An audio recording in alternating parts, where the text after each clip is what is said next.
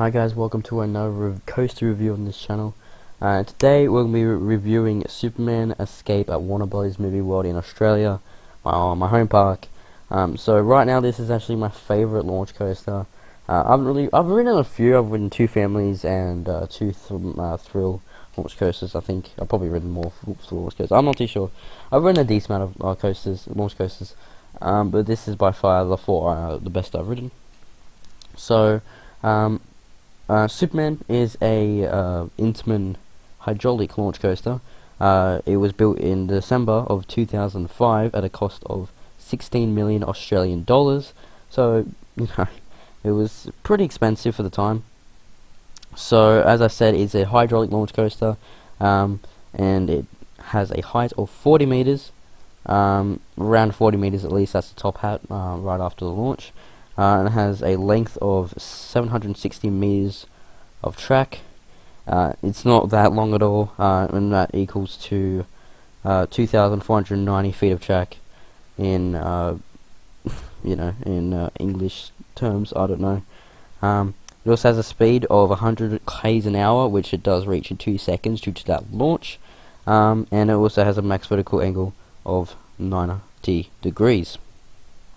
Now, let's move on to, before we get to allowance, and I move on to, well, let's talk about some of the policies that Movie World have with this ride, and that is due to, one of the major ones I have to talk about is the loose articles and loose items policy, which they use for most coasters. Most of the coasters have like ride bins and platforms which you can put your stuff in.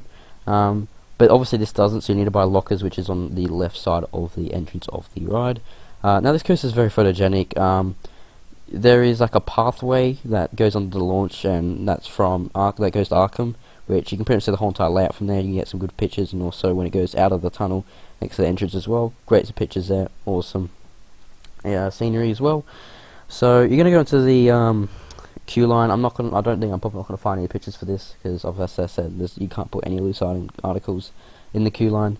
But yeah, pretty much it's just a massive cuddle pane with the walls being themed to like a Metropolis rapid transit system, which is what this ride's kind of themed to. Then you're going to go board the platform, board the ride using like the doors. Your behind doors, they open up and you see the ride in the carriage, and you go to your seat. Now here comes a major replacement of this ride, and that is the restraints. Now this coaster uses the hard plastic over the shoulder restraints that Intamin used to use anyway. Now only from my recent visits with to Movie World that it's only kind of really made a massive complaint about this coaster, because I didn't really mind them. Like, yeah, that could have been better, but I didn't really mind them. And now because I've grown a little bit more and I've come a little bit taller, that now they actually kind of hurt. And really kind of change the ride experience to not being like too comfortable. They're not really comfortable, as I'm trying to say, and they kind of just make a different outcome to the ride experience, which kind of just suck. So yeah, that kind of sucks. But yeah, you're gonna board the train and go to the awesome themed kind of dark section right of the park, of the ride, sorry, which is great. Whole entire. This is when the earthquake starts happening. You're gonna see loads of, all the walls moving and stuff. There's a scene where there's like water coming out of stairs. There's also the infamous scene before the launch, where the two cop cars are kind of in a V-shaped area, crashing into each other. So they're gonna go launch, and as I said, this launch is kind of fun. It's not really too intense. Obviously, I think it's probably the most intense launch in Australia, but that's not really saying too much. We haven't got too much launch coasters. It's still a great launch though, especially when you shoot out the building. It's pretty fun. You go up to that top hat, which is good. The top hat is decent for airtime.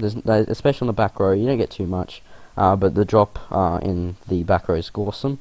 Then you go to the most rudderless part of the ride, which is the first bank turn. At the front, it's not too bad, but at the back, you do feel pretty noticeable rudderable.